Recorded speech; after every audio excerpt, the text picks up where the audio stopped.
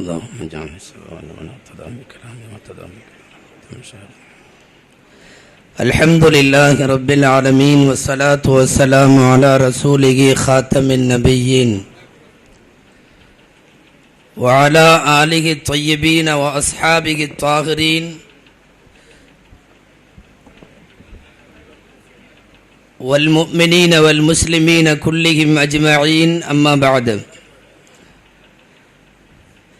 فقد قال الله سبحانه وتعالى في كلامه القديم والفرقان الحميد: أعوذ بالله من الشيطان الرجيم، بسم الله الرحمن الرحيم، واتبع سبيل من أناب إلي. صدق الله العظيم. وقال رسول الله صلى الله عليه وسلم: عليكم بسنتي وسنة الخلفاء الراشدين المهديين،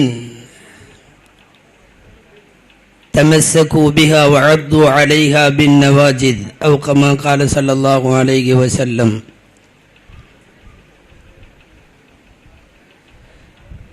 புகழெல்லாம் அல்லாஹுவுக்கே. அருமை நாயகம் முஹம்மதுர் ரசூலுல்லாஹ் ஸல்லல்லாஹு அலைஹி வஸல்லம் அவர்கள் மீதும் அவர்களின் சத்திய வழியை பின்பற்றி வாழ்ந்த சஹாபாக்கள், தாபிஈன்கள், தபஉ தாபிஈன்கள், அக்தாபுகள், அவுலியாக்கள், சுஹதாக்கள், சாலிகின்கள், நாதாக்கள், பெரியோர்கள், நல்லோர்கள் நம் அனைவர் மீதும் அல்லாஹுவின் அன்பும் அருளும் என்றென்றும் நிறைவாக உண்டாவதாக. ஆமீன். கண்ணியத்திற்கும் மரியாதைக்கும் உரிய மேடையில் வீற்றிருக்கின்ற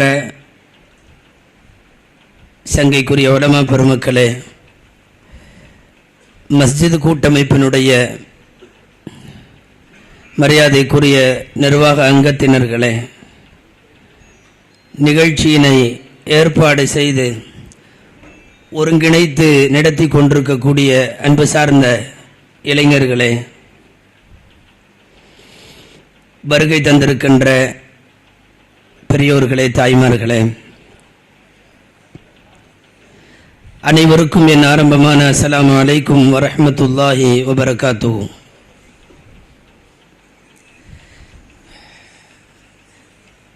நான்கு மதுஹபுகளும் மதுஹப் மறுப்பாளர்களும் ஓரளவு இந்த தலைப்பில் இன்றைய சூழலில் தமிழகத்திற்கு தெரிவிக்க வேண்டிய பல செய்திகளை சொல்லி முடிக்க வேண்டும் என்கிற அவாவோடு நான் துவங்குகிறேன். அல்லாஹ் ஏற்பானாக. ஆமீன். 1980களிலே உடுமலைப்பேட்டையில் ஒரு ஷரியத் மாநாடு.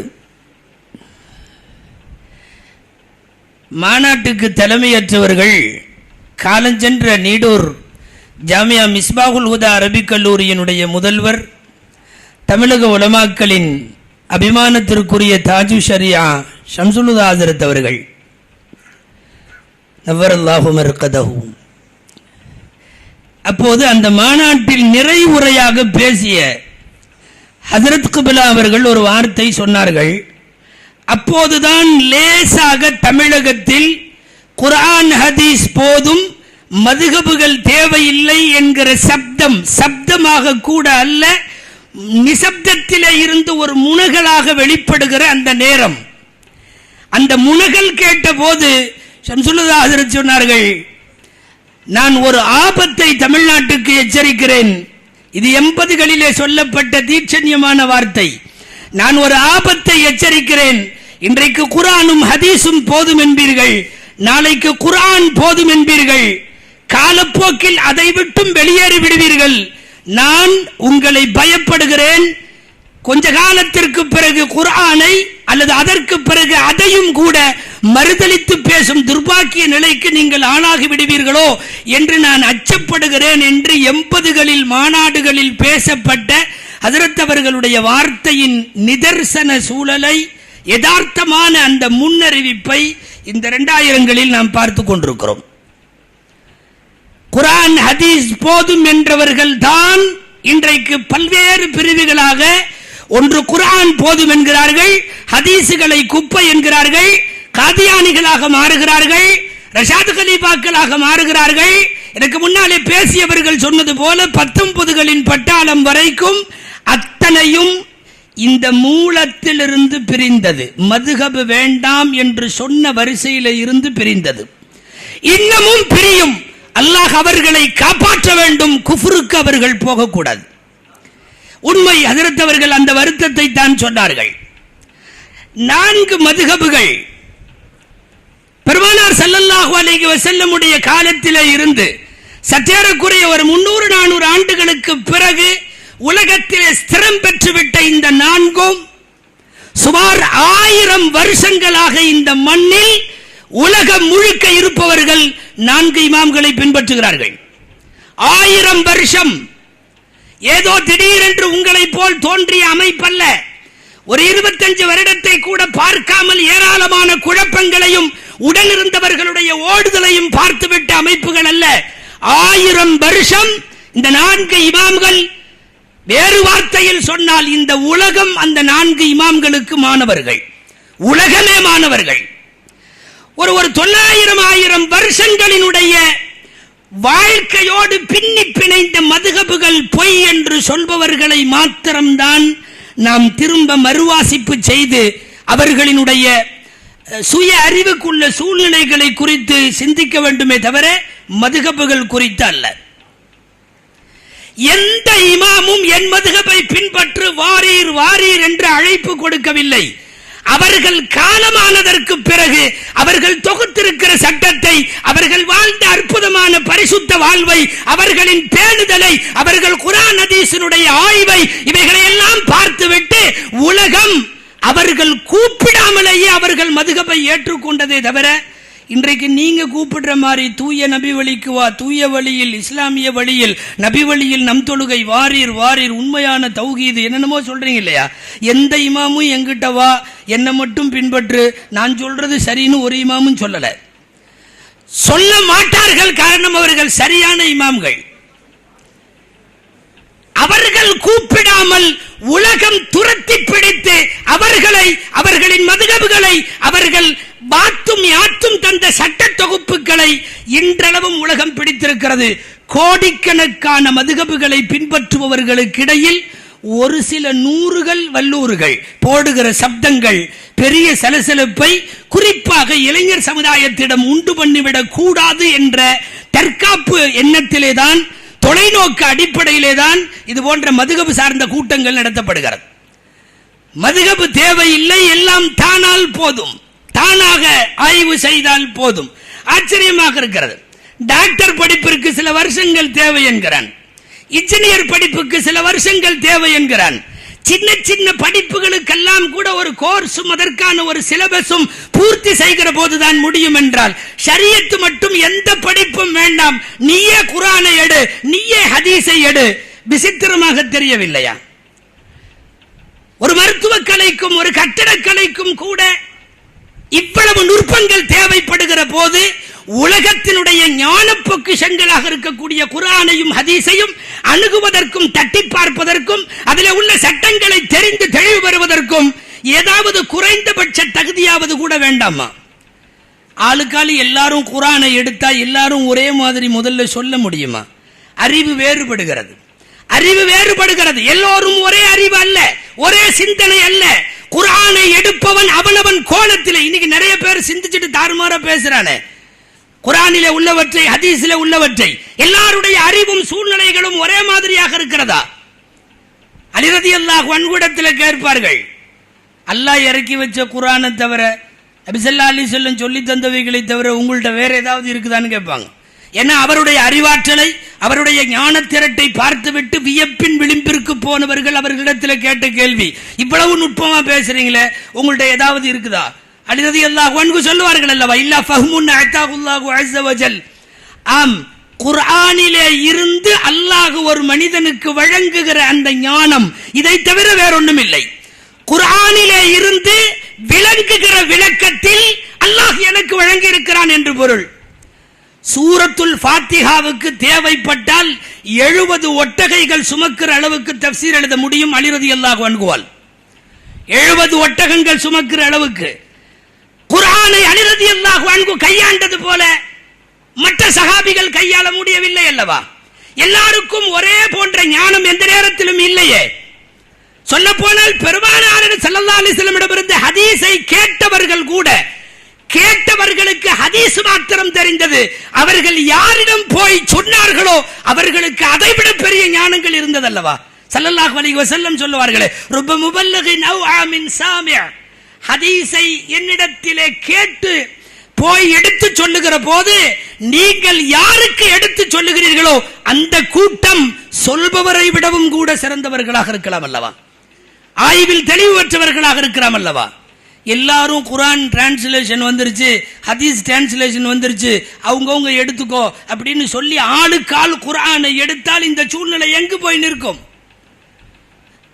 மதுகபை பத்தி தப்பாக ஏகப்பட்ட அபிப்பிராயங்கள் கடந்த 20-24 வருஷமா இந்த மண்ணில் பரப்பப்பட்டிருக்கு. என்ன ஹனஃபிங்கிறீங்க, ஷாஃபிங்கிறீங்க, மாலிகிங்கிறீங்க, ஹம்பலிங்கிறீங்க, இதெல்லாம் குர்ஆன்ல இருக்கா? இந்த நிறைய பேர் இந்த கேள்வியை ஜோப்பில் வச்சுட்டு சுத்துறான். குர்ஆனில் ஹனஃபி இருக்கா, ஷாஃபி இருக்கா? ஏன் அப்ப குர்ஆன்ல புகாரி இருக்கா? குர்ஆன்ல முஸ்லிம் இருக்கா? ஏன் மூச்சுக்கு 300 தடவை புகாரி முஸ்லிம்ங்கிற? புகாரியில இத்தனாவது ஹதீஸ், முஸ்லிமில அத்தனாவது ஹதீஸ், பூரா அதிகாரத்தோட சொல்லிட்டு இருக்கிறே அந்தந்த வார்த்தைகளோடு. ஹனஃபி ஷாஃபி இல்லாதபடி தானே புகாரியும் இல்லை முஸ்லிம் இல்லை, தள்ளி வச்சிடலாமா புகாரியையும் முஸ்லிமையும்? பிற்காலத்திலே உருவானவைகளை பற்றி இது எதுக்கு தெரியுமா? அவங்களுக்கு நல்லா தெரியும் குர்ஆன்ல ஹனஃபி ஷாஃபி வராது, புகாரி முஸ்லிமும் வராதுன்னு. ஆனா இருக்கிறவன அழகா குழப்பறதுக்கு இது ஒரு நல்ல வாதம். ஹனஃபிங்கிற இல்ல குர்ஆன்ல எங்கேயாவது காட்டு. சர்வசாதாரணம். இன்னும் சில பேர் ரொம்ப அறிவாளியா நினைச்சிட்டு நம்ம கேட்கறது, மதுஹபுங்கிறீங்கல்ல, மதுஹப் குர்ஆன்ல இருக்கா? நீங்க கேட்கணும், தௌஹீத் குர்ஆன்ல இருக்கா? இல்லையா? நீ குர்ஆன்ல இல்லாத வார்த்தை தானே கண்டுபிடிச்சு பேரா வச்சிருக்க. இல்ல, குர்ஆனில் இருந்தால் மட்டும் அதை அப்படியே சரியாக ஏற்பது போல குர்ஆனில இருக்கக்கூடிய எத்தனை செய்திகள் உங்களால் அத்துமீறப்பட்டிருக்கிறது தெரியுமா? ஹதீஸிலே சொல்லப்பட்டிருக்கிற எத்தனை செய்திகள் மீறப்பட்டிருக்கிறது தெரியுமா?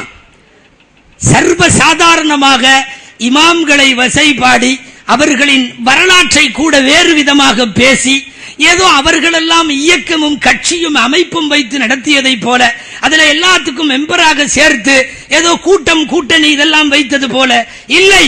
தங்கள் காலம் வரைக்கும் எந்த இமாம்களும் என்னைத்தான் பின்பற்ற வேண்டும் என்று எந்த மக்களையும் கூப்பிடவில்லை. கூப்பிடாமலேயே அவர்களை நோக்கி படையெடுக்குமாறு அல்லாஹ் உலக மக்களை ஏற்பாடு செய்தான், போனார்கள்.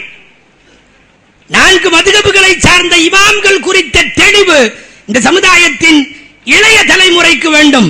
இமாமுல் ஆதம் அபூ ஹனீஃபா ரஹ்மத்துல்லாஹி அலைஹி, அல்லாமா இப்னு ஹஜர் மக்கி ரஹ்மத்துல்லாஹி அலைஹி எழுதுகிறார்கள், ஒரு தடவை இமாமுல் ஆதம் அபூ ஹனீஃபா ரஹ்மத்துல்லாஹி அலைஹி அவர்களிடம் கலீஃபா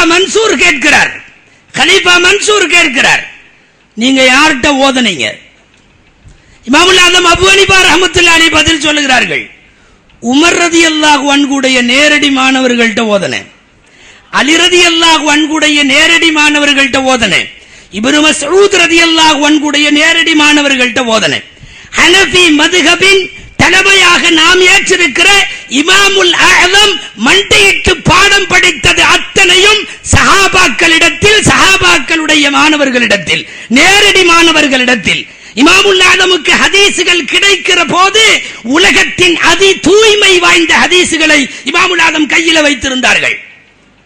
உலகத்தாருடைய இல்மை எல்லாம் உமருடைய இல்மையும் 2 தட்டில வைத்து எடை போட்டால் உமர் ரலியல்லாஹு அன்ஹுவின் இல்மு மிகைக்கும் என்றார்கள் அல்லவா? கனவு கண்டுவிட்டு மீத பாலை உமருக்கு கொடுப்பது போன்று கனவு கண்டேன் என்று சொன்ன போது சஹாபாக்கள் கேட்பார்கள், காலு ஃபமா அவ்வல் தஹு யா ரசூலல்லாஹ், அல்லாஹ்வின் தூதரே இந்த கனவுக்கு என்ன பலன்? நாயகம் சொன்னார்கள், எனது இல்மு உமரிடம் இருக்கிறது ரலியல்லாஹு அன்ஹு. பெருமானாரின் இல்மை பிரதிபலிப்பாக பெற்ற உமர் ரலியல்லாஹு அன்ஹு, பாபு மதீனத்தில் இல்ம் என்கிற அறிவின் தலைவாயில் அலி ரலியல்லாஹு அன்ஹு, ஃபகீஹுல் உம்மத் என்கிற இந்த உம்மத்தின் சட்டமேதை இப்னு மஸ்ஊத் ரலியல்லாஹு அன்ஹு, பெரும் பெரும் சஹாபிகளின் நேரடி அறிவிப்பாளர்களிடத்தில் அமர்ந்து நான் பாடம் படிப்பேன் என்பார்கள் ஹஜ்ரத் அபூ ஹனீஃபா ரஹ்மத்துல்லாஹி அலைஹி அவர்கள். நாம் இமாம்களாக பெற்றிருப்பவர்களின் பாரம்பரியமும் தக்வாவும் அவர்களினுடைய பேணுதலும் அவர்களுடைய ஆய்வும் கியாமத்து வரை பின்னாலே வருகிற இந்த குறை குடங்களால் எந்த குறையும் சொல்ல முடியாத அளவுக்கு சுத்தமான வாழ்க்கை. திரும்ப திரும்ப திரும்ப ஒரு விஷயத்தை பரப்பிக்கிட்டே இருக்கிறதுனால நம்ம ஆளுகளும் லேசா சில பேர் அப்படியா அனபி ஷாஃபி எல்லாம் அப்படியா இப்படின்னு லேசா யோசிக்க ஆரம்பிக்கிறாங்க. சில பேர் மாத்திரம் நான் சொல்லுகிறேன், தவறி கூட அந்த சிந்தனைக்கு போகாதீர்கள். இந்த உலகத்தின் ஆகப்பெரிய உத்தமர்களை நமது சட்டமேதைகளாக நாம் வைத்திருக்கிறோம். நாம் வாழுகிற காலத்தில் ஹனபியாய், ஷாஃபியாய், மாலிகியாய், ஹம்பலியாய் வாழுவதற்கு என் ரப்பு எனக்கு கொடுத்து வைத்திருக்கிறான் என்று பெருமைப்பட வேண்டும். மதுகபுகள் அதுதான். அந்த மதுகபிலே இருப்பதை பெருமையாக கருத வேண்டும். பெருமானார் ஸல்லல்லாஹு அலைஹி வஸல்லம் உடைய கபரை பரப்பி பரப்பி சுத்தம் செய்வதாக கனவு காண்பார்கள் இமாமுல் ஆதம் அபூ ஹனீஃபா ரஹ்மத்துல்லாஹி அலைஹி. இந்த கனவை குறித்து பின்னாலே கனவுக்கு விளக்கம் தருவதில் உலகத்தின் பெருமேதை அல்லாமா இப்னு சீரின் ரஹ்மத்துல்லாஹி அலைஹி இடத்திலே இந்த கனவுக்கு விளக்கம் கேட்டபோது சொல்லுவார்கள், அபூ ஹனீஃபா பெருமானாரின் கபர்களை, பெருமானாரின் செய்திகளை உலகத்திற்கு தூய்மைப்படுத்தி பரப்புகிற நபர் என்ற அந்த கனவிற்கு விளக்கம். அபூ ஹனீஃபா ரஹ்மத்துல்லாஹி அலைஹி சட்டமேதை மாத்திரமல்ல, அவர்கள் முஹத்திஸ், அவர்கள் ஒரு மிகப்பெரிய ஹதீஸ்களை வல்லுனர். ஹதீஸ்களை தெரிந்தவர்கள் ஏராளம். ஆனால் அதிலே சட்டக்கலையை பிரித்தெடுத்து ஃபிக்ஹ் என்று சொல்லக்கூடிய அந்த சட்ட ஞானத்தையும் சேர்த்து கற்றவர்கள் இமாமுல் ஆதம் அபூ ஹனீஃபா ரஹ்மத்துல்லாஹி அலைஹி போன்றவர்கள். இன்னைக்கு உங்களை போல உள்ள டவுசர் இமாம்கள் அல்ல, கேலிக்கோ நகைச்சுவைக்கோ அல்ல, நான் உண்மையாக பரிதாபத்தோடு வருத்தத்தோடு பேசுகிறேன். இன்னைக்கு இருக்கிற இளைஞர் சமுதாயம் ஏன்னு தெரியல, என்னன்னு தெரியல, அடிமைகளை போல. ஜும்மாக்களிலே கூட சொன்னேன், மதுவின் போதையை விட ஆபத்தாக இன்றைக்கு இருக்கிறது இயக்க போதை. இயக்க போதை. அவன் எந்த இயக்கத்தை சார்ந்திருக்கிறானோ நம்முடைய சமுதாயத்தில் அந்த இயக்கத்தினுடைய தலைமை என்ன பேசினாலும் சரி, அதுதான் சட்டம்.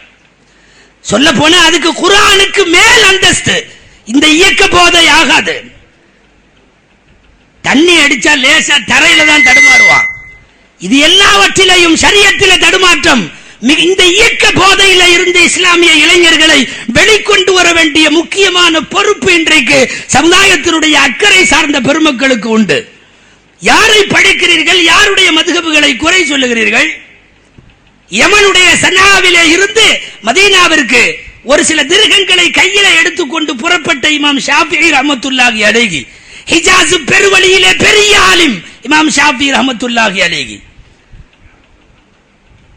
சிறைக்குள்ளே இருந்த போதும் கூட சட்டங்களை தொகுத்த பெருமேதை. மூல நோய் வந்து முக்காலி இல்லாமல் முட்டியிட்டு அமர்ந்த போது கூட சட்டங்களை எழுதிய பெருமேதை ஷாஃபி ரஹ்மத்துல்லாஹி அலைஹி. காலை மாலை பொழுதுகளில் குர்ஆன் ஓத துவங்கினால் பின்னாலே நின்றிருக்கிற அத்தனை பேரும் அழ வேண்டும். மிகவும் மரியாதைக்குரிய பேணுதலோடு வாழ்ந்தவர்களை தான் அல்லாஹ் அவர்களின் மதுஹபுகளை தான் உலகத்திற்கு நிலைக்க தந்திருக்கிறானே ஒழிய அவ்வப்போது வந்து விடுபவர்கள், வந்துவிட்டு சட்டம் கூறுபவர்கள், சட்டம் கூறி அதை பிறகு வாபஸ் பெறுபவர்கள், இன்னமும் பல சட்டங்களை பரிசீலனையில வைத்திருப்பவர்கள், நிலுவையில இருப்பது நிறைய, காணாமல் போனது நிறைய, இன்னும் வரப்போகிற விபரீதங்கள் நிறைய. இதுவெல்லாம் இந்த தப்புத்தாளங்களும் தகிடு தத்தங்களும் 4 இமாம்களினுடைய எந்த வரலாற்றிலும் நீங்கள் பார்க்க முடியாது. கனவு காணுகிறார் மதீனாவிலே ஒருவர். சூரிய கிரகணம் பிடித்து பகலிலே உலகம் இருட்டாகி விடுகிறது.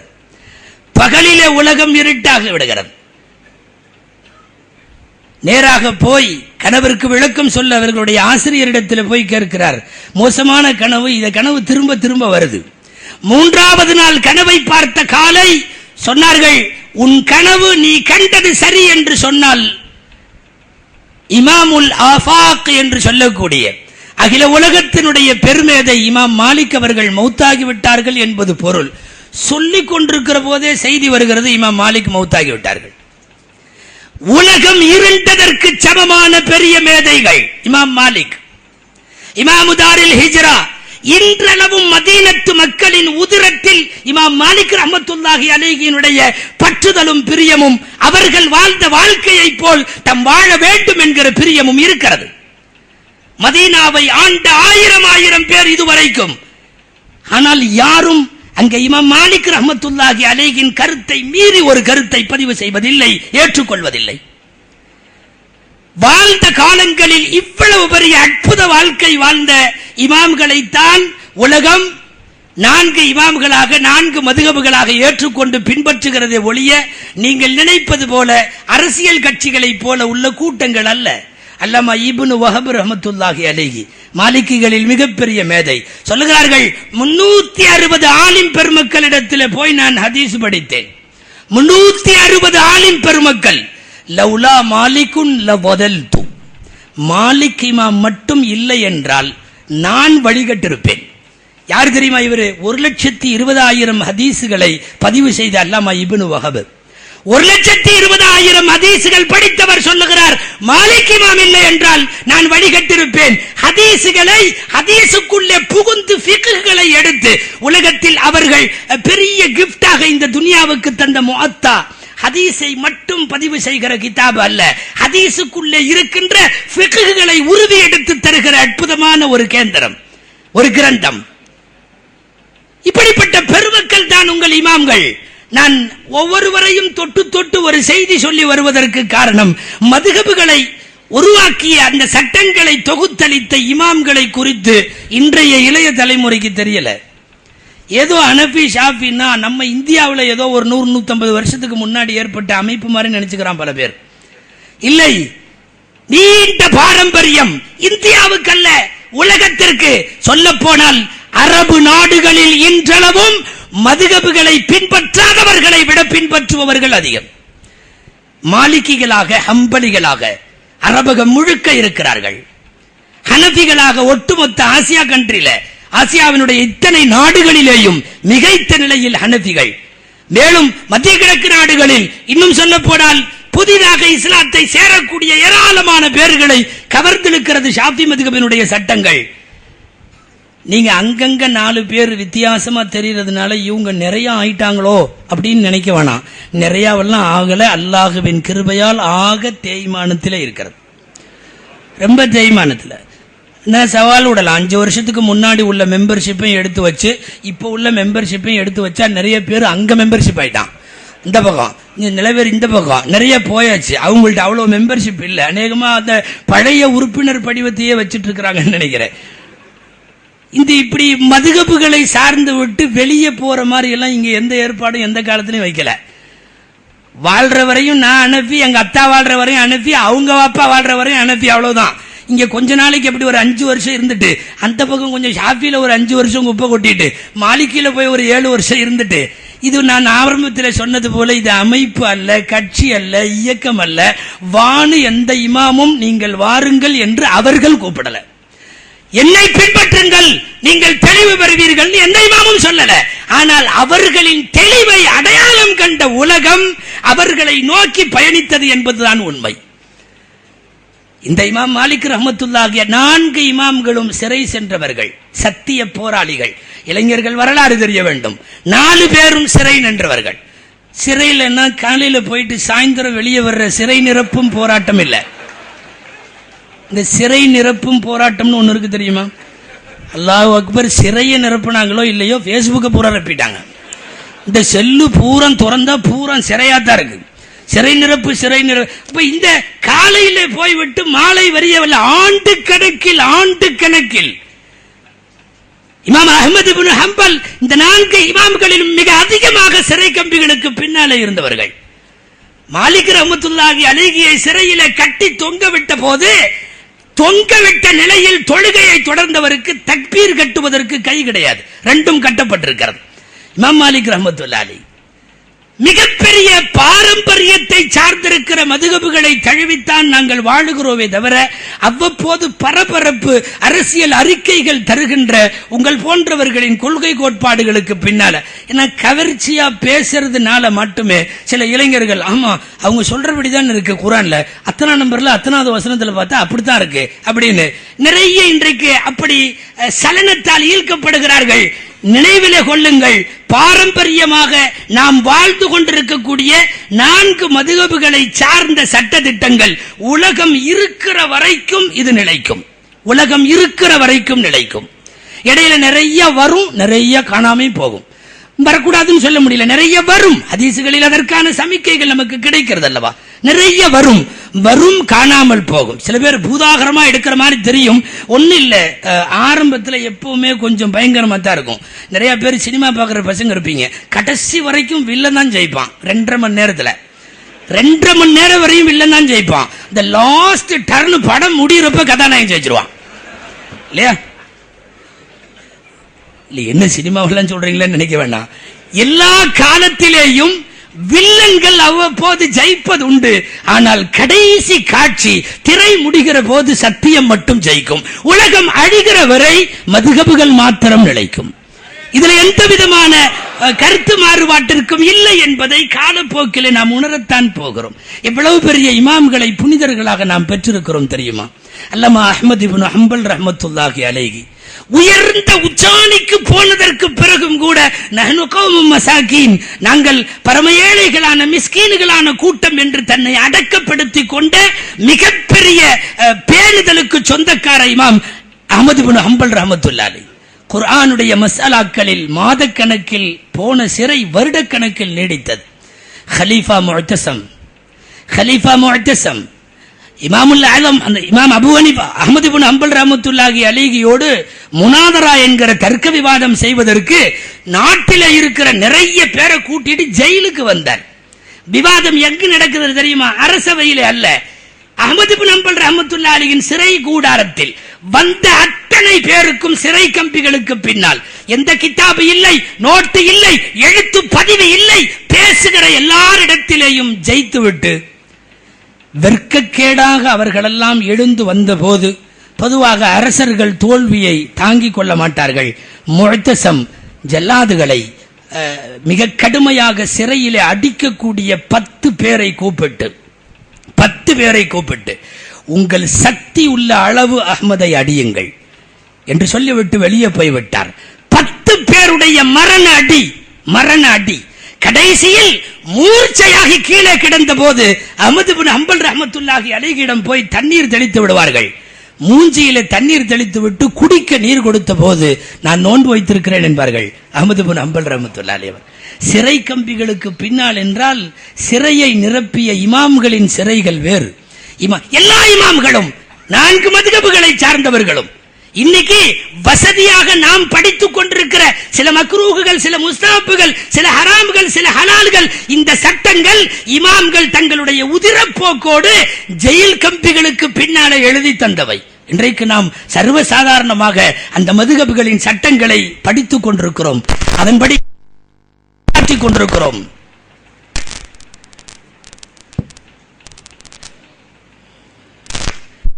அஹ்மத் இப்னு ஹம்பல் ரஹ்மத்துல்லாஹி அலைஹியினுடைய போர்க்குணம் மிக்க அற்புதமான அந்த வாழ்க்கை.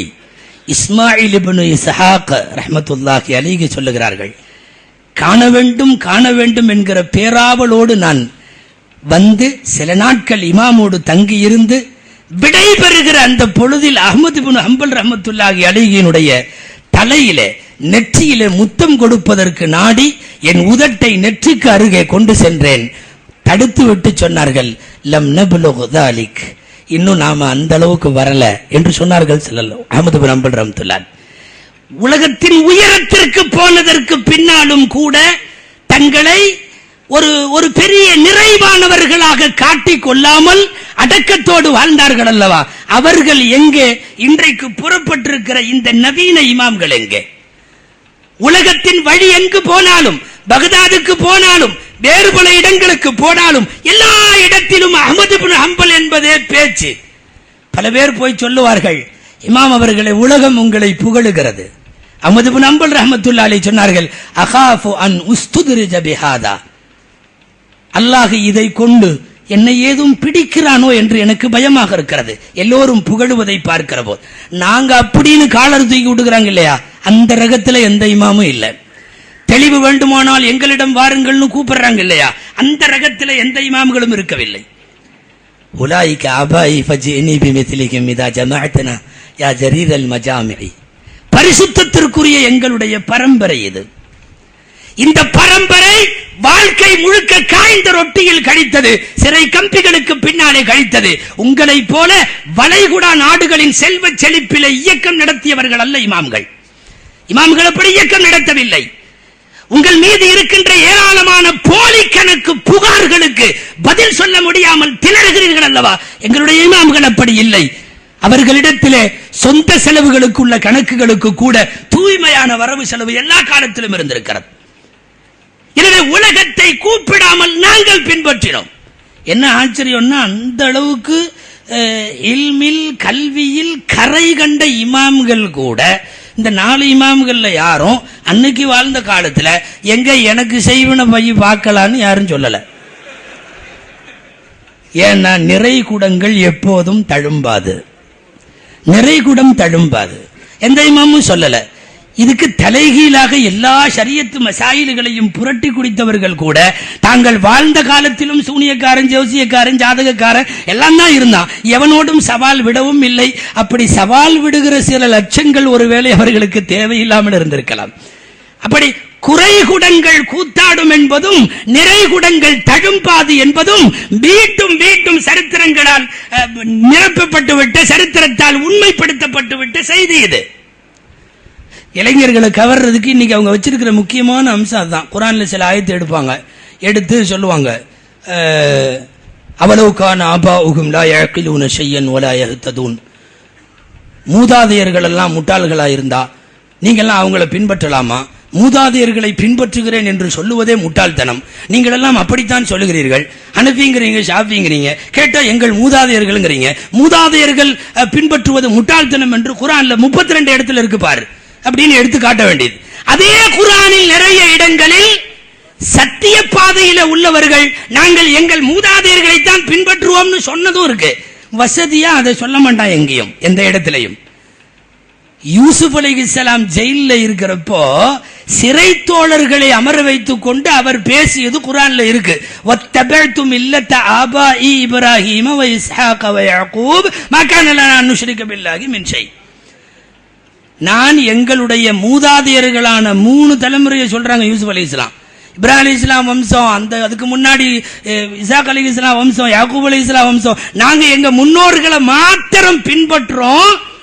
இந்த பின்பற்றுதல் மூலம் எங்களுக்கு பெருமை. அதுல என்ன வருகிறது? ஆபாஇ இப்ராஹீம வ இஸ்ஹாக வ யாக்கூப் மா கான லனா அன் நுஷ்ரிக பில்லாஹி மின் ஷை ذلك மின் ஃபضலில்லாஹி அலைனா. இது எங்களுக்கு கிடைத்த பெரும் பாக்கியம். எது தெரியுமா? எங்கள் மூதாதையர்கள் போன மதுஹபுகளில் நாங்கள் போவோம் என்பது எங்களுக்கு கிடைத்த பெரும் பாக்கியம். இன்னைக்கு இங்கே இருப்பவர்கள் அந்த நெஞ்சுரத்திற்கு வர வேண்டும். நாம் பெற்ற பெருமை மதுஹபுகள். கிஞ்சிற்றும் எந்த உள்ளத்தின் ஓரத்திலேயும் அது குறித்த எந்த விதமான தவறான கருத்துக்களை வைத்துவிடக் கூடாது. பேசுபவர்கள், பிரச்சாரம் செய்பவர்கள் செய்து கொண்டிருக்கட்டும். 20 வருஷத்திற்கு முன்னாலே தொப்பியிலே தொடங்கியவர்கள் இன்றைக்கு செய்வினையிலே வந்து நிற்கிறார்கள். இன்னும் என்னென்ன வரும் என்று தெரியவில்லை. இதுல என்ன அப்பப்ப அடிக்கடி ஒரு நினைப்பு வர்றதுன்னா, சமுதாயத்துக்கே செய்வினை வச்சாச்சு. ஒட்டுமொத்த முஸ்லிம் சமுதாயம், தமிழ் முஸ்லிம் சமுதாயத்திற்கு சூனியம் செய்தது இவர்கள். இப்ப எனக்கு செய்ய பார்க்கலாங்கிறான் இல்லையா? தொப்பியில தொடங்கிய இவர்களின் குறுமதிக்கு உட்பட்ட அந்த ஆய்வு இன்றைக்கு சூனியம் வரை நீடிக்கிறது. சூனியம் குறித்த ஆழ அகலத்தோடு நான் உள்ளே பேச விரும்பவில்லை. ஹதரத் அவர்கள் அது குறித்து தனியாக இன்ஷா அல்லாஹ் பேச இருக்கிறார்கள். ஒரு தொப்பி இன்னைக்கு மருந்துக்கு கூட போட மாட்டேங்கிறானே அந்த பையன். அங்க போன பசங்க, ஏப்பா உங்க தலைமை போடுறாரு, எதுக்கோ போடுறாரு, நாங்க போட மாட்டோம். ஏன் போட மாட்டேன்? போட வேணான்னு சொல்லி இருக்கிறாங்க. அப்படி போடணுங்கிறது முஸ்லீம் இல்லை, போட்டவங்க இல்லை. ஸல்லல்லாஹு அலைஹி வஸல்லம் அவர்களும் சஹாபாக்களும் அவர்களை தொடர்ந்து நல்வழியில வந்தவர்களும் காலம் முழுக்க தலைப்பாகையோடு தொப்பியோடு இருந்திருக்கிறார்கள். இது நம்மளை எல்லாம் விட அங்க இருக்கிற தலைமைக்கு நல்லா தெரியும். ஆமாங்க, சில பேர் அப்படித்தான் வட்டி வாங்கிட்டு இருப்பாங்கல்ல, நீங்க மெதுவா போய் அவர் வட்டியை பத்தி விபரீதம் தெரியாதுன்னு நினைச்சு நீங்க போய் பயான் பண்ணுவீங்க. உங்களுக்கு தெரிஞ்சதை விட அவருக்கு தெரியும். வட்டி மோசமானதுங்கிறத நமக்கு தெரிஞ்ச ஹதீஸை விட அவர் தெரிஞ்சு வச்சிருப்பாரு, ஆனா பண்ணிட்டு இருப்பாரு. அந்த மாதிரி தலைப்பாகையும் தொப்பியும் இந்த உம்மத்தே முஸ்லிமாவின் பிரிக்க முடியாத அடையாளம் என்பது சுன்னத் வல் ஜமாஅத்தை விட தௌஹீத் ஜமாஅத்தின் தலைமைக்கு நன்றாக தெரியும். ஒரு சஹாபி வந்து கேட்கிறாரு, நான் இஹ்ராம் கட்ட போறேன், ஹஜ்ஜுக்கு போறேன், என்ன ட்ரெஸ் போடலாம், என்ன ட்ரெஸ் போடக்கூடாது, மா யல்பிசுல் முஹரிம், ஒரு முஹரிமுடைய ஆடை என்னன்னு கேட்கிறார். அப்ப நார்மலா உள்ள ட்ரெஸ்ஸுகளை எல்லாம் விட்டுட்டு இஹ்ராமுக்கு உள்ள விசேஷ ஆடை என்னன்னு சொல்லுங்கன்னு அர்த்தம். இப்னு உமர் ரலியல்லாஹு அன்ஹு அறிவிக்கிற ஹதீஸ் அது. ஸல்லல்லாஹு அலைஹி வஸல்லம் வரிசையாக சொன்னார்கள், லா யல்பிசுல் கமீஸ் வலல் சராவீல் வலல் அமாமா வலல் பர்னூஸ். புகாரில இருக்கிற ஹதீஸ் இது.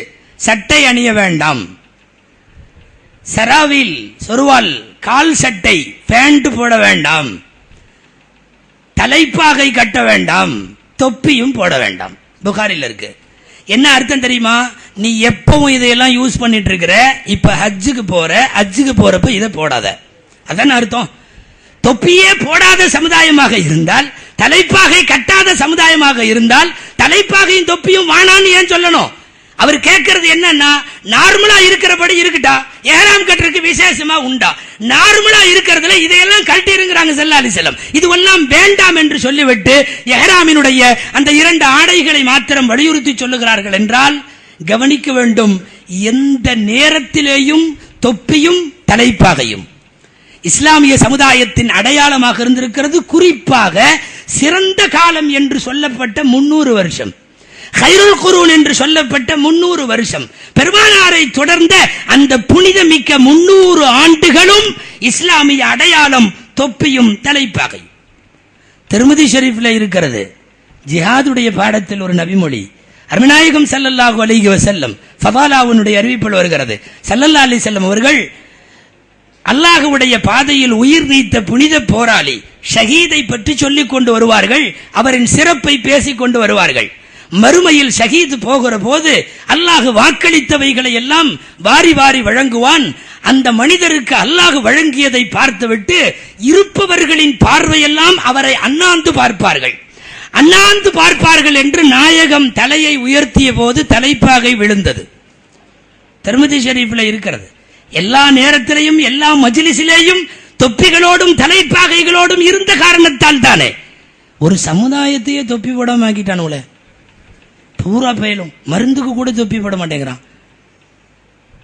தெரியாம நம்மளுக்கு சில பேர் கர்ச்சீப்பை கொடுக்குறாங்க, நோ தேங்க்ஸ். அப்படி ஒரு கால் இனி இந்த கர்ச்சீப்பை நான் யூஸ் பண்றதா இருந்தா மண்ணடி மறைக்காயிரத்திலிருந்து தகவல் வரணும், தலைமையகத்திலிருந்து தகவல் வந்தா மட்டும்தான் திரும்ப போட முடியும். இப்போதைக்கு நோ தேங்க்ஸ், அவ்வளவுதான். ஒரு கொள்கை பிடிப்பிலே போவதற்கு பின்னால் அது குறித்த கொஞ்சமாவது மறுபக்கத்தை யோசிக்கலாம் இல்லையா? வாதி பிரதிவாதி ரெண்டையும் ஆய்ந்து வழங்கப்படாத நீதி என்பது தவறான நீதி அல்லவா? கொஞ்சம் மதுகபுகளை சொல்லுகிற போது நீங்கள் யோசிக்கலாமே, 4 மதுகபு, இது என்ன இடையில ஏதாவது ஆரம்பிச்சாங்களா? நாம மதிக்க தகுந்த ஆட்கள் எத்தனை பேர் உலகத்தில் மதுகபுல இருந்திருக்காங்க, ஒரு பட்டியல் போடலாமே. இங்கே மேடையில் வீட்டிருக்கிற சென்னை உயர்நீதிமன்ற முன்னாள் நீதிபதி ஜஸ்டிஸ் அப்துல் ஆதிஸ் சாப் அவர்கள் தனியா ஒரு நூல் தொகுத்திருக்கிறாங்க. எவ்வளவு பெரிய ஸ்காலர்ஸ் எல்லாம் 4 மதுகபுல இருந்திருக்காங்கன்னு. அநேகமாக இந்த புத்தகம் வெளியில கூட வழங்கப்படுதா? இருக்கு, எல்லாருக்கும் வழங்கப்படுகிறது. எத்தனை பேர் உலகம் பார்த்த மிகப்பெரிய ஸ்காலர்கள், பல்வேறு நாடுகளை சார்ந்தவர்கள் மதுகபுகளை பின்பற்றினார்கள் என்கிற தொகுப்பை கொஞ்ச நேரம் மாற்றுத்தனத்தில் இருக்கிற நண்பர்கள் சகோதரர்கள், நாங்க வேணான்னு சொல்லல, நீங்க உங்க தலைமை சொல்ற வார்த்தையெல்லாம் கேளுங்க, ஆனா மறுபக்கம் இருக்கிறத என்னன்னு அவங்க சொல்றதை விட்டுட்டு நீங்களும் கொஞ்சம் வாசிக்கலாம் அல்லது விசாரித்து கேட்டாவது பார்க்கலாமே. மிகப்பெரிய பேரறிஞர் அல்லாமா தாவூது தாய் அவர்கள், தாவூது தாய் சொல்றார், இமாமுல்லா சஹிப்துல் இமாமுல் ஆதம் அபூ ஹனீஃபா 20 சனா. இமாமுல் ஆதம் அபூ ஹனீஃபா ரஹ்மத்துல்லாஹி அலைஹியோடு 20 வருஷம் நான் கூட இருந்தேன். எத்தனை வருஷங்க? 20 வருஷம் இமாமுல் ஆதம் அபூ ஹனீஃபா ரஹ்மத்துல்லாஹி அலைஹியோடு கூட இருந்தேன். 20 வருஷத்துல ஒரு தடவை கூட திறந்த தலையோட நான் அவங்கள பார்த்ததில்லை. 20 வருஷம் திறந்த தலையோடு இமாம் அவர்களை 20 வருஷமா பார்க்கலன்னா எங்களுடைய தலையோடு மட்டுமல்ல உதிரத்தோடு ஒட்டி போய்விட்ட தலைமறைப்பு என்பதை எந்த அளவிற்கு அது ஒண்ணு இஸ்லாத்துக்கு சம்பந்தம் இல்லைங்கிற மாதிரி நகர்த்தி வைத்து விட்டார்கள். கேட்டா இல்ல அப்படியெல்லாம் வலுவா எப்பவுமே தொப்பி போடணும்னு ஹதீஸ் இல்ல. நிறைய விஷயத்துல நேரடியா ஹதீஸ்கள் சில ஆடைகளுக்கு இல்ல. ரொம்ப பச்சையா சொல்றதுன்னா உள்ளாடைகளுக்கு உங்களால் ஹதீஸ் காட்ட முடியுமா? குரான்ல இந்த அளவுக்கு இருக்குது. யுவாரி சவாத்திக்கும் வரீஷா, மானத்தை மறைக்கிற ஆடை ஒரு ரகம், அலங்காரத்திற்கான ஆடை இரண்டாவது ரகம். ரெண்டு நோக்கங்களுக்குத்தான் இறங்கியதாக குரான் சொல்லுகிறது. அப்ப யுவாரி சவாத்திக்கும் லிபாசை யுவாரி சவாத்திக்கும் வரீஷானா அலங்காரங்களில் தொப்பி அலங்காரம் இல்லையா? தலைப்பாகை அலங்காரம் இல்லையா? மானத்தை மறைப்பதற்கு தொப்புளிலிருந்து முட்டி வரையும் என்றால் நாம் போடுகிற பனியனுக்கு கூட ஆதாரம் இல்லையே. வேணா ஒரு ஃபத்வா கொடுக்கலாம் அல்ல, உள்ளாடைகளை எடுத்து விடுங்கள், அது ஹதீஸிலே இல்லை. எந்த அடிப்படையில் சொல்ல முடியும்? அதாவது ஹதீஸுகளை தன் வாதத்திற்கு தோதுவாக வளைக்க கூடாது. பெரும்பாலான பேர் எப்படி என்னென்ன ஹதீஸுகள் எல்லாம் எப்படி எல்லாம் வளைத்திருக்கிறார்கள் என்று பலமுறை இந்த மக்கள் மன்றத்தில் இஸ்லாமிய சமுதாய தமிழக முஸ்லிம் மக்களிடத்தில் வைக்கப்பட்டிருக்கிறது. நான் அந்த நண்பர்கள்ட்ட அந்த சகோதரர்கள்ட்ட கேட்கிறேன், கொஞ்சம் நீங்களும் திரும்ப ஏதாவது கேட்டுட்டு ஒரு தெளிவுக்கு வாங்கலாம்.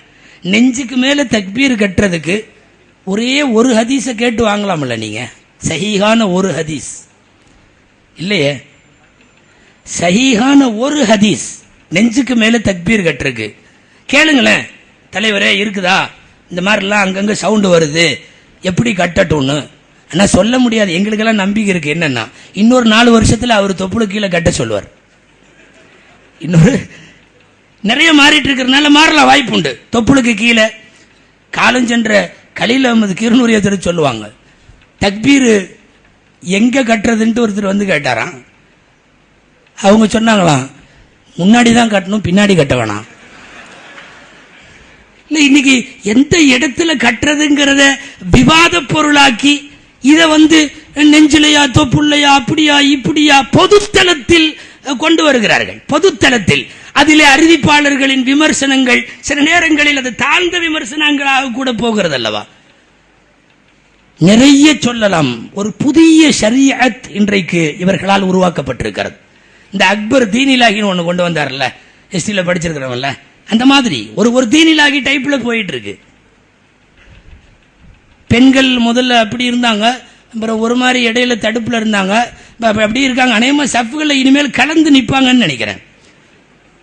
அது என்னமோ தெரியல, உங்கள் கவனத்திற்கு வைக்க வேண்டும். குர்ஆன்ல பள்ளிவாசல்னு 2 இடம் வருது. 2 இடத்துலயும் அல்லாஹ் தஆலா ஒரு சில வார்த்தைகள் சொல்றான். ஃபீ புயூத்தின் அதினல்லாஹு அன் துர்ஃபஅ, மஸ்ஜிதுகளை பற்றி, அது கட்டப்படுவது, அதில் என்ன நடக்கிறது என்பதை பற்றி சொல்ல வருகிற போது ரிஜாலுல்லா துல்ஹீஹிம், அங்கே ஆண்கள் இருப்பார்கள் என்று சொல்லுகிறான். குர்ஆன்ல எப்பவுமே முரண்பட்ட அந்த வார்த்தையில கூட ரொம்ப கவனம் இருக்கும். மக்கள் இருப்பார்கள்னு குர்ஆன்ல நிறைய இடத்துல இருக்குல்ல, அது வரல. ரிஜாலுல்லா துல்ஹீஹிம். வேற ஒரு இடத்துல மஸ்ஜிதிலே சில சுத்தமான மனிதர்கள் இருப்பார்கள் என்று வருகிற போது ரிஜாலுன், அங்கே சில ஆண்கள் இருப்பார்கள் என்று வருகிறது. இங்கே பள்ளிவாசல் மாத்திரமல்ல, பொதுத்தளம் மாத்திரமல்ல, உண்ணாவிரதம் மாத்திரமல்ல, அறப்போராட்டம் மாத்திரமல்ல, எல்லா இடத்திலையும் எல்லா போராட்டங்களிலேயும் புர்கா ஏந்திய பெண்கள், புர்கா போட்ட பெண்கள். சஹீஹ் புகாரில சஹீஹ் முஸ்லிம்ல மூச்சுக்கு 300 தடவை சொல்ற இதுல எங்கேயாவது பொம்பளைகளை ரசூலுல்லாஹ் இப்படி நடுத்தெருவில் நின்று ஆர்ப்பாட்டம் நடத்தினாங்கன்னு காட்ட முடியுமா? இது ஒரு புதிய ஷரியத் இல்லையா? இது பெண்கள் நிக்கிறாங்க, கையை தூக்கி அவங்க கத்துறாங்க. மீடியாக்கார ஆம்பளையில பூரா விட்டுட்டு கேமராவை அங்கதான் கொண்டு வராங்க. பூரா கை குழந்தையோடு அவர்கள் போராடிய காட்சி. சோத்துக்கு இல்லாமையா வந்தாங்க? தயவு செய்து நீங்க யோசிக்கணும். இஸ்லாமிய பெண்கள் அவர்கள். கேட்டா உடனே அங்கிருந்து ஒரு பதில் வருது. பெருமானார் காலத்தில் வாளை எடுத்துக்கொண்டு பெண்கள் போகவில்லையா? அப்படியா இப்படியா? இந்த ஹதீஸில் இல்லையா? எங்கேயாவது 1-2 கிடைக்கிறது, எதையாவது அதையும் பண்ணிட்டு வந்து பெண்கள் வாள் எடுத்து போனா சரிதான். நீங்க சீமாத்துக்கட்டை எடுத்துட்டு போயிருக்கீங்க. இதே சென்னையில் நாங்க பார்த்தோம் இல்லையா? விளக்கமாத்துக்கட்டையோட ஒரு இடத்துல நிக்கிறாங்களே எல்லாம். வாட்ஸ்அப் பூரா நாரி போச்சு. இப்போ சீமாத்துக்கட்டையோடு, விளக்கமாரோடு, வீடு கூட்டும் துடப்பங்களோடு பூரா ஆறாங்களிமாவா பேசுறாங்க. எந்த அடிப்படையில்? முதல்ல பெண்களை நீங்கள் எப்படி கொண்டு வந்தீர்கள் வீதிக்கு? வீதிக்கு கொண்டு வருகிற எல்லாரையும் சொல்லுகிறோம். இதுல அவங்க இவங்கன்ற சமரசம் எல்லாம் இல்ல. திரைமறைவில் இருக்க வேண்டிய பர்தாவிற்கு உள்ளிட்ட பெண்களை ரோட்டிலே கொண்டு வந்து போராட்டம் என்கிற பெயரில் நிறுத்துகிற போது நீங்கள் எது தூய வழியா? இதுக்கு பேரு இஸ்லாத்தை அதன் தூய வடிவில் அறிந்திட. இதற்கு பெயர் தூய வழியா? இது மாநபி வழி அப்படின்றது ஏதாவது இருக்குமா? ஆனால் நீங்கள் ஆதாரபூர்வமாக ஏதாவது கேட்க ஆரம்பிக்கிற போது வேற ஏதாவது ஒரு ரூட்டை மாற்றுவாங்க. இந்த ஹஜ்ரத் கூட நடந்த விவாதத்தில் ஹஜ்ரத் அவர்கள் சைஃபுதீன் ஹஜ்ரத் ரஹ்மத்துல்லாஹி அவங்களுடைய விவாதத்தில் அந்த கேசட்ல பார்த்தப்போ தெரிஞ்சது, ஹஜ்ரத் அவர்கள் பேசிட்டு இருக்கிறப்ப வேற ஒரு அஸ்திரத்தை தூக்கி போட்டு அந்த சப்ஜெக்ட்ல ரொம்ப நேரம் நின்ற சிக்கல் தூக்கி போட்டு வேற ஒண்ணுல போயிட்டே இருந்தா உங்களுக்கு ஏதாவது பேசணும், மீலாது கூடுமா மௌலிது கூடுமா, இது ஏதாவது கொஞ்ச நேரம் பேசிட்டே இருந்தா இது கூடுமா? ஃபிக்ஹ் கிதாபுகளில் இப்படி கெட்ட வார்த்தை வருகிறது, கிதாபுகள்ல கெட்ட வார்த்தை வருது. ஏதாவது ஒன்றை பேசிக் கொண்டிருக்கிற போது அதில் ஏதாவது ஆதார பிசகல்களில் கொஞ்சம் சறுக்களில் சிக்கிக்கொள்ள முன் வருகிற போது மிக விவரமாக அடுத்த காய்களை நோக்கி நகர்த்துகிறார்களே. பெருமானாரின் மீது புகழ் பாடல்களை பாடுவதில் உங்களுக்கு எங்க வழி இருக்கிறது? ஹஸ்ஸான் இப்னு சாபித் ரலியல்லாஹு அன்ஹுவுக்கு மதீனாவில தனியா மெம்பர் படி அமைத்து கொடுத்து பாட சொன்னார்கள் நாயகம் ஸல்லல்லாஹு அலைஹி வஸல்லம். இன்னல்லாஹ யுஅய்யிது ஹஸ்ஸான பிரூஹில் குதுஸ், ஹஸ்ஸானுக்கு துஆ செய்தார்கள் நாயகம். ஜிப்ரீலை கொண்டு அல்லாஹ் உங்களுக்கு வலுத்தரட்டும் என்று பிரார்த்தித்தார்கள். 120 வருஷம் வாழ்ந்த ஒரு ஹஸ்ஸான் இப்னு சாபித் ரலியல்லாஹு அன்ஹு 60 வருஷம் அறியாமை காலத்தை தாண்டி 60 வருஷம் புனித இஸ்லாத்திலே வாழ்ந்தவர்கள் 60 வருஷமும் பெருமானாரை புகழ்ந்து பாடினார்கள். ஒரு வருஷம் 2 வருஷம் இல்ல, 60 வருஷம். ஒரு பெருநாள் தினத்தில் பைத்துக்கு படித்துக் கொண்டு பெருமானார் ஸல்லல்லாஹு அலைஹி வஸல்லத்திற்கு முன்னால் குதூகலத்தை வெளிப்படுத்திக் கொண்டிருந்த சிறுமிகளை பார்த்து கோபப்பட்ட அபூபக்கர் ரலியல்லாஹு அன்ஹு விரைந்து போய், ரசூலுல்லாஹ்க்கு முன்னாடியே நீங்க எல்லாம் பாட்டு பாடுறீங்களா, பைத்து படிக்கிறீங்களா என்று பாய முற்பட்ட போது நாயகம் ஸல்லல்லாஹு அலைஹி வஸல்லம் தடுப்பார்கள். விடுங்க, இன்னலி குல்லி கௌமின் ஈதன் வஹாதா ஈதுனா, எல்லா கூட்டத்துக்கும் ஒவ்வொரு பெருநாள் இருக்குது, அதுகளுக்குன்னு ஒரு சந்தோஷம் இருக்கு, நமக்கு இது பெருநாள், சந்தோஷத்தில் அவங்க பாடட்டுமே, விடுங்களேன். அபூபக்கர் ரலியல்லாஹு அன்ஹுவும் சேர்ந்து அமர்ந்து கொள்வார்கள். தங்களுக்கு முன்னாலே பாடப்பட்ட புகழ் பாக்களை நபிகள் நாயகம் ஸல்லல்லாஹு அலைஹி வஸல்லம் அனுமதித்ததாக வருகிற ஆதாரபூர்வமான ஹதீசுகளை எந்த வகையிலாவது மறுக்க முடியுமா? பிரயாணம் பண்ணி போய்கிட்டே இருக்கிறாங்க ஒட்டகத்தில், பின்னால உட்கார்ந்து இருக்கிறது அம்ர் இப்னு ஸரீதுன்னு ஒரு சஹாபி ரலியல்லாஹு தஆலா அன்ஹு. அவர்கிட்ட ஸல்லல்லாஹு அலைஹி வஸல்லம் கேட்குறாங்க, ஏப்பா பாட்டு ஏதாவது வச்சிருக்கியா, பாடுற மாதிரி பாட்டு ஏதாவது இருக்கா, கவிதை ஏதாவது இருக்கா? இருக்குன்னார் அவரு. ஸல்லல்லாஹு அலைஹி வஸல்லம் அடுத்த கேள்வி கேட்டாங்க, உமையத் இப்னு ஸலத்தினுடைய கவிதை ஏதாவது இருக்குதா? அவர் காஃபிர். யாரு? உமையத் இப்னு ஸலத்துங்கிறவர் காஃபிர், ஆனால் அற்புதமான கவிஞர். காஃபிர்கள் பல பேர் உண்மையை சொல்லி அன்னைக்கு கவிதை எழுதினாங்க. ஸல்லல்லாஹு அலைஹி வஸல்லம் பேர் சொல்லி கேட்கிறாங்க, என்னன்னு, இந்த உமையத் இப்னு ஸலத் எழுதின கவிதை இருக்கா? இருக்கு, கொஞ்சம் படி. பிரயாணத்தினுடைய சுமை சோகம் சூழ்நிலை தெரியாமல் அப்படியே போகும்போது உமையத் இப்னு ஸலத்தினுடைய கவிதைகளை ரசித்துக் கொண்டு நாயகம் போகிறார்கள். ஒரு கவிதையை பார்த்துட்டு நல்லா இருக்கு கவிதையினுடைய கருத்து. ஸல்லல்லாஹு அலைஹி வஸல்லம் உடனே கேட்டாங்க, ஏப்பா இது யார் எழுதின கவிதை? அது ஒரு பாட்டு, அது ஒரு வெண்பா, ஒரு ஈரடி வெண்பா, 2 வரி. அது பாடின உடனே சொன்னாங்க, லபீது எழுதினது. அவர் லபீது காஃபிர். ஸல்லல்லாஹு அலைஹி வஸல்லம் படிச்சுட்டு சொன்னாங்க, அஸ்தகு கலிமத்தின் காலஹா லபீது. லபீது காஃபிர் தான், ரொம்ப அருமையா உண்மையை சொல்லியிருக்கார், உண்மையான கருத்தை பேசி இருக்கிறார். வேற ஒரு கவிஞரின் வார்த்தை, ஆமன ஷஅருஹு வ கஃபர கல்புஹு, அவருடைய உள்ளம் காஃபிரா இருக்குது, ஆனா அவர் கவிதை ஈமான் கொண்டிருக்கு பாருப்பா. அல்லாஹ்வை தவிர எல்லாம் அழிஞ்சு போகும்னு அந்த வார்த்தையை எழுதி இருக்கின்ற போது ஸல்லல்லாஹு அலைஹி வஸல்லம் எத்தனை பேருடைய வாழ்த்துப்பாக்கள், பாடல் வரிகள், புகழ் பாக்கள், அவர்களுக்கு முன்னிலையிலேயே பாடப்பட்ட புகழ் பாக்கள். நாயகமே நீங்கள் என்று தொடங்கி பாடிய புகழ் பாக்களுக்கு கஅப் பின் ஸுஹைர் ரலியல்லாஹு அன்ஹு போன்றவர்களுக்கு அணிந்திருந்த ஆடையை எடுத்து பொத்தி விட்டாங்க ஸல்லல்லாஹு அலைஹி வஸல்லம். கஅப் பின் ஸுஹைர் பொன்னாடை போர்த்தப்பட்ட புனிதர் அவர். வரலாறுல இதையெல்லாம் நீங்க மறைக்க முடியாதே. நான் கேட்கிறேன், தௌஹீதுகளை பேசுகிற எந்த மேடையிலாவது இப்படி பாடல்களை படித்தார்கள்னு நீ உண்மையை பதிவு செய்ததுண்டா? சொல்லவே மாட்டாங்க. ஒரு பாடத்தையே இருட்டடிப்பு செய்வது தூய வழியாக ஆகுமா? எத்தனை பேர் எம்பெருமானார் ஸல்லல்லாஹு அலைஹி வஸல்லமை பாடி பாடி அதிலேயே புலகாங்கிதம் அடைந்து உய்வும் உயர்வும் பெற்றவர்கள். ஹஸ்ஸான் ரலியல்லாஹு அன்ஹு போல, அப்துல்லாஹ் இப்னு ரவாஹா ரலியல்லாஹு அன்ஹு போல, கஅப் இப்னு சுஹைர் ரலியல்லாஹு அன்ஹு, நிறைய பேர். இன்னைக்கு தமிழ்ல பாட்டு ரசூலுல்லாஹ்வை பத்தி படிச்சா கூட தாறுமாறா திட்டுறாங்க.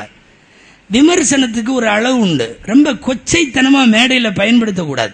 ஆனா கொச்சைத்தனமாக தமிழக மேடைகளை இன்றைக்கு ஆக்கி வைத்திருக்கிறார்கள். எனக்கு முன்னால ஜமாத்துல் உலமா செக்ரட்டரி பேசினாங்க. ரொம்ப கொச்சைத்தனமாக மேடைகளிலே திட்டி பேசுகிறார்கள்.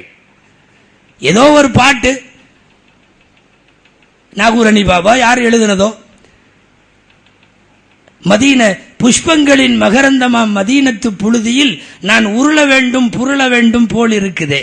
ரசூலுல்லாஹ்வை பத்தி உயர்ந்த இதுல பாடப்பட்ட கவிதை, எந்த தப்பும் கிடையாது. அண்ணல் நபி பொன்முகத்தை கண்கள் தேடுதேன்னு தொடங்குறாரு. நாயகமே உங்களை பார்க்கணும், உங்களை வரணும், இது ஒரு இஷ்கு. அதுல ஒரு வரி வருது இப்படி, என்னது? புஷ்பங்களின் மகரந்தமா மதீனத்து புழுதியில் உருள வேண்டும் புரள வேண்டும் போல் இருக்குது.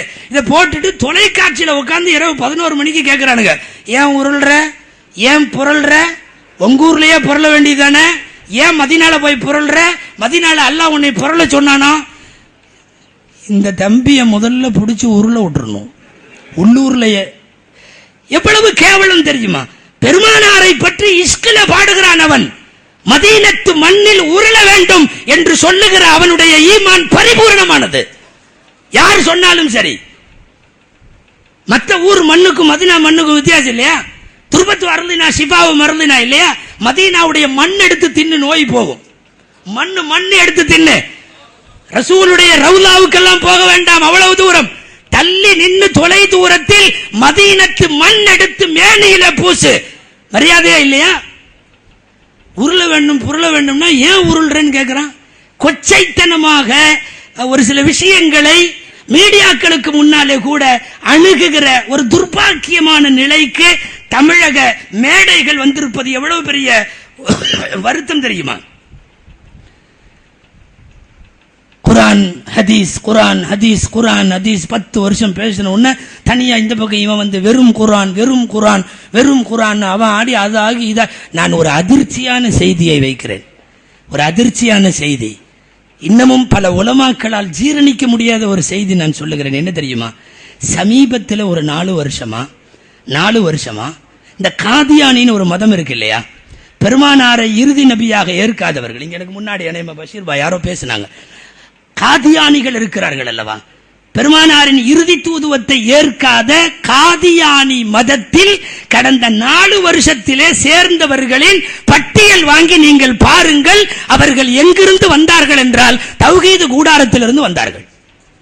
உண்மை, மறுக்க முடியாது. அந்த தோழர்கள் சொல்லட்டும். காதியானி மதத்தில் புதுசா போய் சேர்ற நிறைய பேர் அவன் எந்த அமைப்பை சார்ந்தவனும் அல்ல, இத்தனை காலம் தௌஹீதை பேசியவன். எனவே நீங்கள் ஆபத்திலே இருக்கிறீர்கள். ஒரு கட்டத்திற்கு மேல் நீங்கள் தாவுகிற இடம் தாறுமாறான இடமாக இருக்கிறது. தயவு செய்து உங்களுடைய கொள்கைகளை குறித்த மறுவாசிப்பு இந்த நேரத்தில் மிக முக்கியமாக அவசியம். பெரியவர்களை, பண்பானவர்களை, வாழ்ந்து முடித்த வரலாற்றிலே நல்ல சான்றோர்களை தயவு செய்து குறைவாக பேசாதீர்கள், விமர்சித்து பேசாதீர்கள். பெரியார் பிழை தொழுகுதல் தமிழ்ல ஒரு மிகப்பெரிய தவறு. வாழ்ந்து முடித்த வரலாற்று பெரியவர்களை திட்டுதல். எத்தனை ஹதீசுகள் இதற்கு இந்த விஷயத்தை குறித்து கண்டனம் தெரிவித்திருக்கிறது தெரியுமா? ஒரு பொல்லாத காலத்தில் தமிழக முஸ்லிம் இளைஞர்களை நாம் மிகப்பெரிய வழிகேட்டில் இருந்து பாதுகாக்க போராடுகிறோம். பிறையை பற்றி வேறு விதமாக சொன்னார்கள், பிறகு மாற்றிக் கொள்ளுகிறோம் என்றார்கள். பன்றி குறித்து வேறு மாதிரி சொன்னார்கள், மாற்றிக்கொள்கிறோம் என்றார்கள். ஹிஜாப் பர்தா குறித்து வேறு மாதிரி சொன்னார்கள், இப்போது மாற்றிவிட்டோம் என்கிறார்கள். ஆணும் பெண்ணும் ஒரே பாத்திரத்தில் சேர்ந்து உதவு செய்யலாம் என்கிறார்கள். 4 மாத சிசுவை கொல்லுவது கூடும் என்கிறார்கள். கிட்டத்தட்ட உங்களுக்கு அக்பருடைய தீனிலாகி மாறி ஏதாவது தெரிஞ்சதுன்னா நாங்கள் பொறுப்பல்ல. இதுவெல்லாம் சமீப காலங்களில் அவர்களுடைய மேடைகளில் ஒழித்துக் கொண்டிருக்கிற விஷயம். பெண்கள் முகம் மூடுவதற்கு தேவையில்லை. ஆயுளில் ஒரு தடவை ஜக்காத்து கொடுத்தால் போதும். இந்த ஜக்காத்து தமிழ்நாட்டில் படாத பாடுபடுது. நிறைய பேர் சொந்தக்காரங்களுக்கு ஜக்காத்து கொடுக்க கூடாதுன்னு சில பேர் உளறிட்டு இருக்கான். சொந்த தங்கச்சி அக்காவுக்கு கூட ஜக்காத்து கொடுக்க கூடாது, எல்லாத்தையும் நீ கொண்டு வந்து பள்ளிவாசல்ல கொடு அப்படிங்கிற மாதிரி பல பேர். இங்க ஆயுளில் ஒரு முறை ஜக்காத், ஆயுளில் ஒரு தடவை. இதுவரை தமிழ் முஸ்லிம்கள் மாத்திரமல்ல, உலகத்தினுடைய பல்வேறு பகுதிகளில் இருக்கிற முஸ்லிம்கள் கேட்காதது. கரண்டிக்கு கீழே ஆடை போவதில் தவறில்லை. கரண்டிக்கு கீழே நீங்க வேட்டி தர கூட்ட உடுத்திட்டு போனாலும் ஒரு வகையில் நல்லதுதான். எல்லாத்துக்கும் மேல மாடர்ன் இஸ்லாமில இருப்பவர்களுக்கு ரொம்ப சந்தோஷம், கலா தொழுகையே இல்லை, ரொம்ப வசதியா இருக்கு இல்லையா? சலுகைகளை தேடி எவனாவது புறப்பட்டால் அவன் இஸ்லாமிய அமைப்புகளில் முதலில் அதைத்தான் தேர்ந்தெடுப்பான். சலுகை மட்டும் வேணும்னு யாராவது வந்தா. இனி இதற்கு மேல் பழைய கதை உங்களுக்கு நிறைய தெரியும் இல்லையா? 8 ரக்காயத்து தராவீகளும், பெண்கள் அசுத்தமான காலத்தில் குர்ஆனை தொடலாம் என்பதும், சமீப காலங்களில் ஏற்பட்ட ஞானோதயங்கள்ல பெரிய ஞானோதயம் குர்ஆன்ல எழுத்து பிழை இருக்குதுங்கிறதும். குர்ஆன்ல இவங்க எந்த கூடாரத்திலிருந்து வர்றாங்கன்னே தெரியல, குர்ஆனில எழுத்து பிழை இருக்கிறது. அதைவிட சமீபத்தில் மிகவும் அவர்கள் கண்டுபிடித்திருக்கிற நவீன கண்டுபிடிப்பு, அல்லாஹ்வுக்கு உருவம் உண்டு. அல்லாஹ்வுக்கு உருவம் உண்டு. இன்னும் கிரியேட் பண்ணி உருவத்தை இன்னும் வெளியிடல, அவ்வளவுதான். முகம் இருக்கு, கை இருக்கு, கால் இருக்கு. இந்த கொள்கை எவ்வளவு தவறில இட்டுவிட்டு போகும் என்பதை தெரியவில்லை. உச்சகட்டமாக நம் உயிரினும் மேலான பெருமானார் ஸல்லல்லாஹு அலைஹி வஸல்லம் அவர்கள் நபித்துவ பட்டம் பெறுவதற்கு முன்பு தவறு செய்பவர்கள் தான். அவர்கள் மாத்திரமல்ல, நபிமார்களை கூட. சொல்ல போனால் வகியை சொல்லுகிற நேரம் தவிர ஏனைய நேரத்தில் நபி நபியாக இல்லை. அவரை ஒரு தீர்க்கதரிசியாக பார்க்க மாட்டோம் என்கிற அளவுக்கு தமிழகத்தில் இந்த தடித்த நாவுகள் பேசுகிறது என்றால் எவ்வளவு தூரம் இவர்கள் தள்ளி வைக்கப்பட வேண்டும். நான் முடிக்க வேண்டும். ஹஜ்ரத் அவர்கள் நிறைய பேச வேண்டும். எனக்கு தரப்பட்டிருக்கிற 1 மணி நேரம் நிறைவு பெறுகிறது. நான் ஒரே ஒரு விஷயத்தை சொல்லி முடிக்கிறேன். தயவு செய்து வாழ்ந்து முடித்த நல்லோர்களை, பெரியார்களை, இமாம்களை, ஃபுகஹாக்களை, அவுலியாக்களை, சஹாபாக்களை, முஹத்திஸின்களை, முஸன்னிஃபின்களை, முஅல்லிஃபின்களை திட்டாதீர்கள். நிறைய பெரியவர்கள் எழுதி வைத்திருக்கிற ஒரு செய்தி என்ன தெரியுமா? பெரியவர்களை காலமெல்லாம் திட்டிக் கொண்டிருப்பவன் மௌத்தான பிறகு கபரை தோண்டி பாருங்கள், அவன் மூஞ்சி கிபிலா பக்கம் இருக்காது, கிபிலா பக்கம் நிச்சயம் இருக்காது. எனவே உங்களுடைய பாவங்களும் உங்களுடைய பேச்சுகளும் வசவுகளும் உங்களோடு இருக்கட்டும். பரிசுத்த வாழ்க்கை வாழ்ந்தவர்களை குறித்து தடித்த வார்த்தைகளை பேசாதீர்கள். எல்லாம் வல்ல அல்லாஹு ஜல்ல ஷானுஹு தஆலா தமிழக முஸ்லிம் சமுதாயத்திற்கு தெளிவை தருவானாக. எங்களுடைய இளைஞர் சமுதாயத்திற்கு கொஞ்சமேனும் தனிமையிலே அவர்கள் யோசித்து இயக்க போதைகளிலே இருந்து விடுபட்டு அவர்கள் தெளிவான பாதைக்கு வருவதற்கு அல்லாஹ் அருள் பாலிப்பானாக. வாய்ப்புக்கு நன்றி. வஆகிரு தஅவானா அல்ஹம்துலில்லாஹி ரப்பில் ஆலமீன். அஸ்ஸலாமு அலைக்கும் வரஹ்மத்துல்லாஹி வபரகாத்துஹு.